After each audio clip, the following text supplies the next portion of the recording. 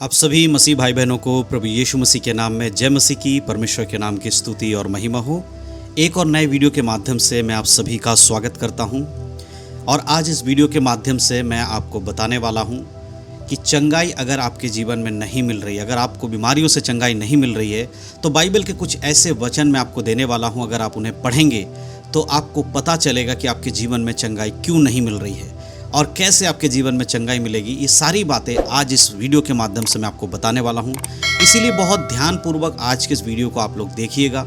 अगर आप प्रभु यीशु मसीह पर विश्वास करते हैं तो आज का ये वीडियो आपके जीवन में चंगाई के लिए बहुत ही ज़्यादा ज़रूरी है, क्योंकि बहुत सारे ऐसे मसीह भाई बहन हैं जो हमें कमेंट करते हैं, हमारे पास प्रार्थना विषय भेजते हैं और हमसे पूछते हैं कि ब्रदर, कई बार हम प्रार्थना तो कर रहे हैं हमारे जीवन में चंगाई के लिए, लेकिन हमें उस चंगाई को हम प्राप्त नहीं कर पा रहे हैं, हमें वो चंगाई नहीं मिल रही है। क्या प्रभु हमारी नहीं सुनता है? क्या परमेश्वर हमें चंगा नहीं करेगा? इस प्रकार के बहुत सारे सवाल अब मेरे पास आते हैं और जब मैं उन्हें पढ़ता हूँ तो मुझे लगता है कि नहीं, मैं उनको बताना चाहिए कि क्या ऐसा कारण है।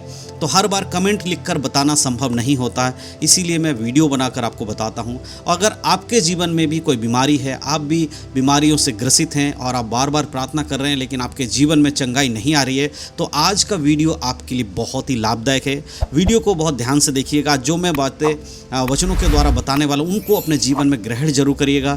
बाइबल के वचन से मैं आपको बताऊँगा कि आपके जीवन में चंगाई देरी से क्यों मिलता है, क्यों आपको चंगाई के लिए समय लग रहा है, आपकी प्रार्थना को उत्तर लेट मिल रहा है, देर में मिल रहा है। तो सारी बातें आज मैं इस वीडियो के माध्यम से बताने वाला हूं। सबसे पहले मैं आपको बताना चाहता हूं, बाइबल से कुछ वचन पढ़ना चाहता हूं और मैं आपको समझाऊंगा कि ऐसा क्यों होता है। हम पढ़ेंगे यूहन्ना रचित सुसमाचार उसका 11 अध्याय। जी हाँ दोस्तों, यूहन्ना रचित सुसमाचार 11 अध्याय जब हम पढ़ते हैं तो वहाँ पर हम सब जानते हैं कि लाजर के मृत्यु के विषय में लिखा गया है कि किस प्रकार से लाजर का जो मृत्यु हुआ और यीशु मसीह उसके जीवित रहते उसके घर नहीं गए, जिसके वजह से उसकी मृत्यु हो गई। उसके बाद यीशु मसीह उसके घर गए और उसको 4 दिन कब्र में पड़े होने के बाद उसको जीवित किया। तो यहाँ पर सबसे पहले मैं आपके लिए पढ़ना चाहता हूँ 11 अध्याय के 6 आयत। तो यहाँ पर देखिएगा, आपको पता चलेगा कि लाजर बीमार था और यीशु मसीह 2 दिन तक उसके पास नहीं गए और जहां पर यीशु मसीह थे वहीं पर वो इंतजार करते रहे। 11 अध्याय के 6 आयत को अगर हम पढ़ते हैं तो यहां पर लिखा है, फिर भी जब उसने सुना कि वह बीमार है तो जिस स्थान पर वह था वहाँ 2 दिन और ठहर गया। जी हाँ दोस्तों, यहाँ पर यीशु मसीह के बारे में बात हो रही है। जब यीशु मसीह को पता चला, जब मरियम ने और मार्था ने बताया कि उसका भाई यानी कि लाजर बीमार है, ये बात सुनकर यीशु मसीह को क्या करना चाहिए था? लोग सोचेंगे कि नहीं, उन्हें सुना तो यीशु मसीह को दौड़ कर जाना चाहिए था और लाजर को चंगा कर देना चाहिए था। लेकिन यहाँ पर यीशु मसीह लाजर के पास नहीं गए, या अंततः जहाँ पर यीशु मसीह वहाँ मौजूद थे वहीं पर और 2 दिन तक वो इंतज़ार करें, रुके रहे, वहाँ से लाजर के पास नहीं गए।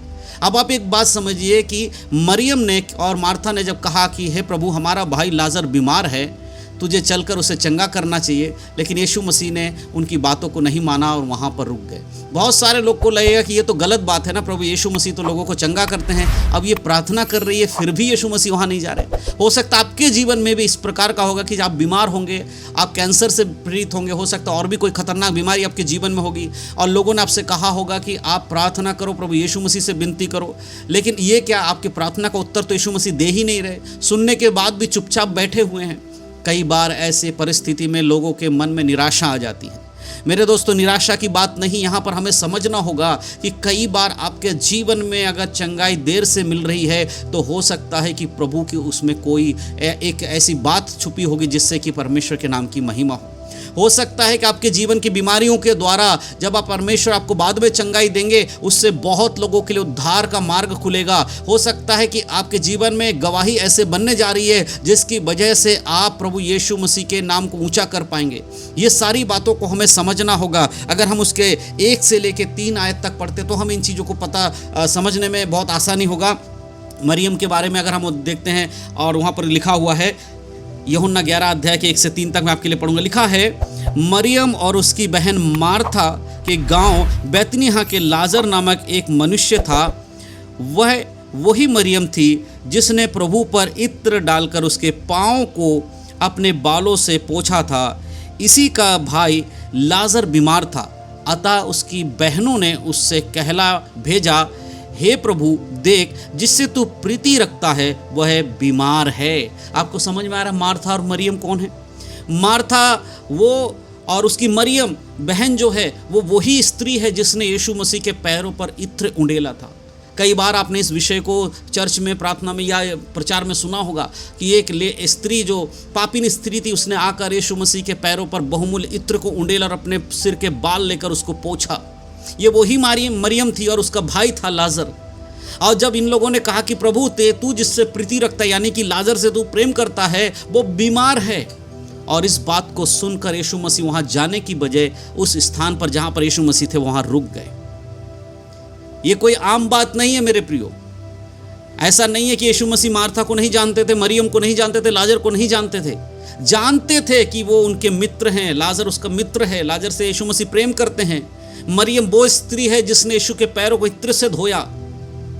संसारिक रूप में तो, संसार में तो यही समझा जाएगा कि ऐसे व्यक्ति को तो मदद करना चाहिए, यीशु मसीह ने क्यों मदद नहीं किया। कई बार आप 20 साल से विश्वासी हैं, 40 साल से विश्वासी हैं, कई सालों से आप विश्वासी हैं और अचानक आपके जीवन में बीमारी आ गई तो आप कहते प्रभु मैं तो तुझ पर इतने सालों से विश्वास करता हूं, क्यों नहीं सुन रहा है मेरी प्रार्थना। यह विश्वास की बातें आपके मन में आ सकती है।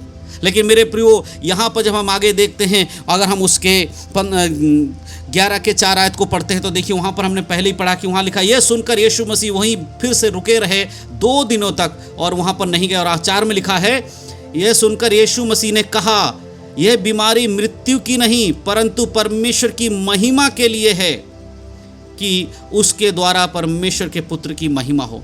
लाजर के अंदर जो बीमारी आई, लाजर जिस वजह से बीमार पड़ा था, वो उसके मृत्यु के लिए नहीं था, परमेश्वर की महिमा के लिए था। लाजर का मरना जरूरी था। कई बार आपकी बीमारियों को देखकर आपको लगता होगा अब सब कुछ खत्म हो गया है, अब मैं मर जाऊंगा, कुछ नहीं बचेगा। लेकिन प्रभु कहता चिंता मत कर, तेरे जीवन में जो है वो परमेश्वर की महिमा के लिए है। आप इंतजार करिए, प्रार्थना करिए, सही समय आने पर परमेश्वर आपको चंगाई देंगे। ये वचन आज हमें ढांढस देता है मेरे प्रियो। हम सबके जीवन में बीमारियां रहती हैं, मेरे जीवन में भी बहुत प्रकार की बीमारियां हैं, आपके जीवन में भी हो सकती है। यीशु मसीह पे विश्वास करते हैं तो हमारे जीवन में कभी बीमारी नहीं आएगी, ऐसा नहीं है। हमें समझना होगा, कई बार परमेश्वर हमें उन बीमारियों के साथ छोड़ देते ताकि अंत में परमेश्वर हमारे जीवन में कुछ ऐसा करे जिससे कि प्रभु के नाम की महिमा हो। तो मेरे प्रियो, अगर आज आप बीमारी की अवस्था में हैं तो याद रखिए, ये वचन जो आज हमने पढ़ा है ये हमें ढांढस देता है कि हम चाहे कितना भी बीमार हो, परेशान हो, कुछ भी हो, मुसीबत हो, कुछ भी हमारे जीवन में आए, यीशु मसीह हमें उसमें से निकालेंगे। बस हमें इंतज़ार करना उस समय का। तो अगर आप लगातार पिछले कई दिनों से प्रार्थना कर रहे थे और आपको उसका जवाब नहीं मिल रहा था, तो अब आपको समझ में आएगा कि हो सकता है कि आपके जीवन में इस परिस्थिति में प्रभु आपको इसलिए छोड़ दिया ताकि और इंतज़ार करें और सही समय आने पर परमेश्वर आपको चंगाई देंगे। तो मेरे प्रियो, आज अपने जीवन को परखिए, आज अपने जीवन को देखिए कि जो कुछ आप अपने जीवन में कर रहे हैं वो वचन के अनुसार है या नहीं। अगर वो वचन के अनुसार है तो याद रखिए, जैसे लाजर मृत्यु में से 4 दिन बाद जिलाया गया, उसी प्रकार आपकी बीमारी चाहे कितनी भी खतरनाक क्यों ना हो, यीशु मसीह के नाम से वो ठीक होगी। आज विश्वास के साथ प्रार्थना करिए, प्रभु से कहिए, परमेश्वर हम जानते हैं कि आप हमें चंगा कर सकते हैं, हमारी इच्छा के अनुसार नहीं परमेश्वर, परंतु आपकी इच्छा के अनुसार आप हमें चंगा कीजिए। जो समय आपने नियुक्त किया है उस समय में परमेश्वर हमें चंगा कीजिए। लेकिन मेरे प्रियो, प्रार्थना करना नहीं छोड़ना है। लाजर की बहनें यीशु मसीह से गुहार लगाती रही और अंत में यीशु मसीह लाजर के कब्र के सामने जाकर कहता, हे लाजर निकल कर आ जा। और वो 4 दिन का सड़ा हुआ जो लाश है वो कब्र में से जिंदा होकर वापस आया। हालेलुया, परमेश्वर के नाम की महिमा। आज हमें और आपको अपने जीवन को इस प्रकार से चलाना है। आज प्रभु के वचनों को हमें थाम के रहना है। मैं विश्वास करता हूं कि ये वचन जो आज मैंने पढ़ा है आप समझ पाए हैं कि चंगाई के लिए अगर आप प्रार्थना कर रहे हैं और आपकी प्रार्थना को उत्तर नहीं मिल रहा है तो आपको ये वचन ढांढस देगा कि आपकी प्रार्थना व्यर्थ नहीं है। सच्चे मन से आप पुकारिए, परमेश्वर के सही समय आने पर आपके जीवन में चंगाई जरूर मिलेगी।